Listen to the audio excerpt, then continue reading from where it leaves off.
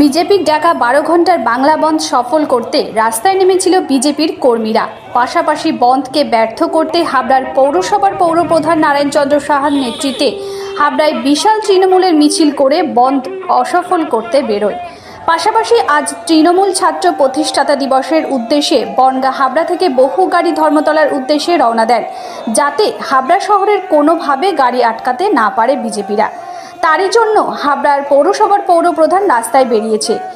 বন্ধ সমর্থনকারী বিজেপি ও তৃণমূলের মিছিলের কর্মীরা ছিল চোখে পড়ার মতো। হাবড়ার আইসির নেতৃত্বে বিশাল পুলিশ বাহিনী টহলদারি ছিল জোরদার। বিজেপি ও তৃণমূলের মিছিল ঘিরে উত্তেজনায় পরিস্থিতির সৃষ্টি হয়। বেশ কয়েকজন বন্ধ সমর্থনকারীদের হাবড়ার 1 নম্বর রেলগেট থেকে আটক করে নিয়ে আসা হয় হাবড়া থানায়। আমাদের শান্তিপূর্ণ মিছিলে দলদাস পুলিশ, পশ্চিমবাংলা দলদাস পুলিশ, আমরা শান্তিপূর্ণ মিছিল করছিলাম। সেখান থেকে আমাদের কার্যকর্তা 4-5জন মতন আমাদের অ্যারেস্ট করেছে।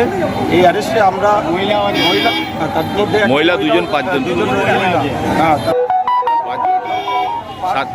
পাঁচজন পুরুষ এবং 2জন মহিলা, টোটাল 7জনকে অ্যারেস্ট করেছে অন্যায়ভাবে। এই অন্যায়ের প্রতিবাদ আমরা করি। আমরা নির্ভয়া কাণ্ডের যে গতকাল আমাদের সূচনা অনুযায়ী আমাদের দলের যে অবস্থান ছিল যে আমরা এই অন্যায়ের বিচার যতক্ষণ না পর্যন্ত না হবে আমরা আমাদের আন্দোলন চালিয়ে যাব এবং সেটা শান্তিপূর্ণ হবে, মানুষের কোনো ক্ষতি না করে সেইভাবেই আমরা আমাদের আন্দোলন করছিলাম। কিন্তু অত্যন্ত দুঃখের বিষয় আমরা দেখলাম যে পুলিশ তার নিজস্ব কায়দায় এবং তৃণমূলের হয়ে আমাদের কর্মীদেরকে অ্যারেস্ট করলো। আমরা যতক্ষণ না পর্যন্ত আমাদের এর বিচার এবং আমাদের কর্মীদেরকে নিঃশর্ত মুক্তি না দিচ্ছে আমরা আমাদের শান্তিপূর্ণভাবে আমাদের আন্দোলন চালিয়ে যাব। গণতান্ত্রিক পদ্ধতিতে আমরা আমাদের আন্দোলন চালিয়ে যাব। আমার পরিচয় বলে, আমার নাম প্রভাত মজুমদার, ভারতীয় জনতা পার্টি এসসি মোর্চা বারাসাত সাংগঠনিক জেলা প্রেসিডেন্ট।